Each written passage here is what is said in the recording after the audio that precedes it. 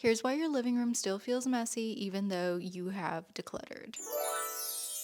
So you do the declutter, you move the furniture, you try to make it feel calm, but your living room still feels off. You keep asking yourself, why does this place still feel cluttered? Even after everything has its place. You've already donated, you've already sorted, but something is just not clicking. The truth is, it's not just about stuff. It's about how your living room functions in your life. How conducive is your stuff of you living your life? If the way that you've used your space has changed over the years, which it likely has, but your setup has not, that is where your problem lies. And that's sometimes how the clutter either creeps back or just kind of manifests itself out of nowhere. That's what I realized during my own personal declutter in my living room that I posted a few weeks ago. If you haven't seen that video, it'll be in the cards and in the description down below. I've got these shelves of organized bins, but they don't actually fit the life that I'm living. When you take years to accumulate the amount of possessions that you have, it simply will not take 5 minutes to get rid of. It's just not possible. Unless you want to be unsustainable and chuck everything and start all over again.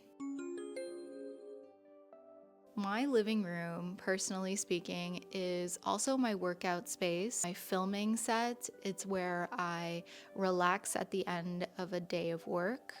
I also sometimes work remotely in my living room because there's a home office. It's where I do my makeup. It's where I keep about half of my plant collection, which if you didn't know, I also have a plant channel and I'm super into houseplants these days. I needed to create a setup that made sense. So depending on your life, there are a lot of factors to consider, but when you live alone, you can do whatever you want. So with the way that my living room was set up before, things were just not as easy to do. I felt very cluttered, and I've gradually gotten to the point that I'm at now, and I could still do more. I won't lie to you, but I'm finally at a place where I can just kind of calm down and work on smaller declutters. That's where the shift begins. Decluttering isn't just about what's on your shelf or what's on your surfaces. It's about why it's there in the first place.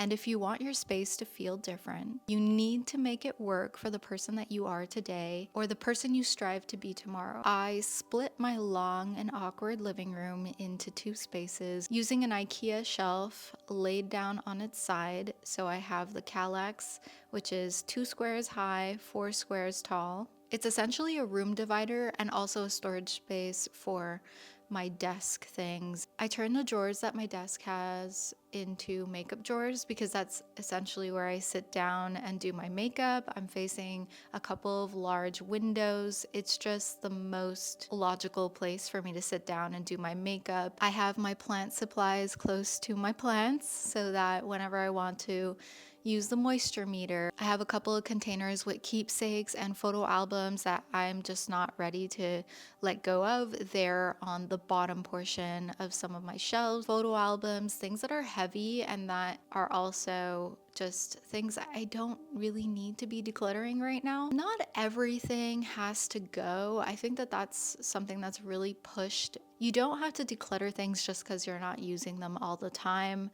When you become less attached over time, you can dwindle them down, but don't force yourself. Maybe just focus on things that are less emotional, like stationery and decor items that you don't enjoy anymore. Not everything has to go, but everything needs a reason to stay. Now I find that everything feels different. It feels lighter.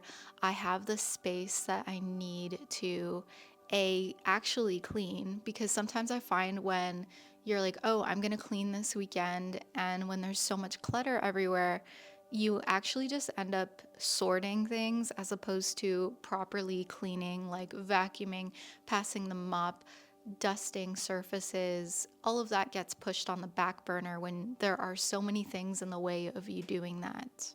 The other way that has really freshened my outlook is that this is the room that I spend the most time in because my desk is here, because I have plants, my television, where I keep my weights so that I can do my workouts. Actually, right where I'm sitting is where I do my workouts in front of the TV when I put on some YouTube exercise videos. The things that I need immediately, I mean, I know what's in these bins. That's crazy. They're not full. That's also crazy. Once you've kind of arranged your furniture the way that it is conducive for you to pursue your hobbies and the general activities that you're going to be doing in your living room, you'll want to edit it down, curate it to your needs. But you can do that bit by bit. It's not as daunting once you've done the sorting, the cleaning, and getting rid of a few immediate bits and bobs. Once you do one major declutter per season, it ends up being so much less daunting. So yeah, everything right now feels so much lighter. Things are hidden, but they're still very accessible, which means when it's time to declutter again, I'm already halfway there. Less stuff is usually the solution, as opposed to going out and buying new furniture and new decorations based off of whatever you saw on Instagram or Pinterest. It's so much better to orient your furniture and your living space towards the activities that you partake in today to fit your season of life. The clutter finally becomes manageable, no longer taking center stage. You can now focus on yourself, focus on your self-care, and dwindle down your possessions in bite-sized portions as you go about your life naturally. I hope you enjoyed this, and if you wanted to watch that living room declutter, check it out. I also have a bathroom declutter. Actually, there's two.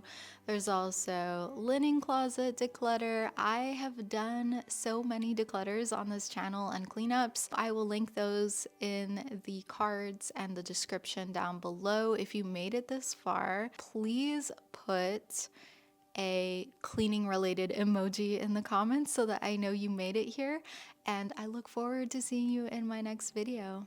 Bye!